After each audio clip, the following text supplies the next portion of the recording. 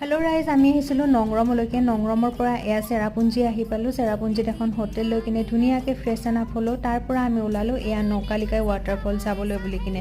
ৱাটাৰফলটোত গৈ কিনে আমাৰ কেনেকুৱা এক্সপিৰিয়েঞ্চ হ'ল সেয়া মই গোটেইখিনি লং ভিডিঅ'ত আপলোড কৰি দিছোঁ, আপোনালোকে তাত গৈ চেক কৰি ল'ব।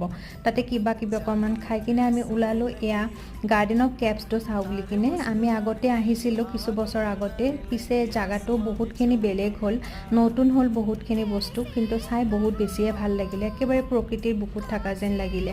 এয়া অকণমান ভিডিঅ' উঠিলোঁ, খেলিলোঁ পানীৰ লগত। তাৰপিছত আহিলোঁ আমাৰ খানা খাবলৈ বুলি কিনে, যিহেতু বহুত দেৰি হৈ গৈছিলে। খানানো ক'ত খালোঁ সেইটো এক্সপিৰিয়েঞ্চো মই লং ভিডিঅ'ত দি থৈ দিছোঁ, আপোনালোকে গৈ তাত চাব পাৰে। এয়া ভেজ থালি লৈছিলোঁ, ভেজেই আছিলে হোটেলখন আমি যিখনত খাইছিলোঁ। গধূলি আমি ওলাই গৈছিলোঁ চেৰাপুঞ্জী মাৰ্কেটখন ঘূৰিবলৈ। চেৰাপুঞ্জী মাৰ্কেটখন একেবাৰে সৰু আৰু সোনকালে বন্ধ হৈ যায়। তাত আমি কিবা কিবি খাই কিনে ঘৰমুৱা হ'লোঁ। আজিলৈ আহিলোঁ, বাই।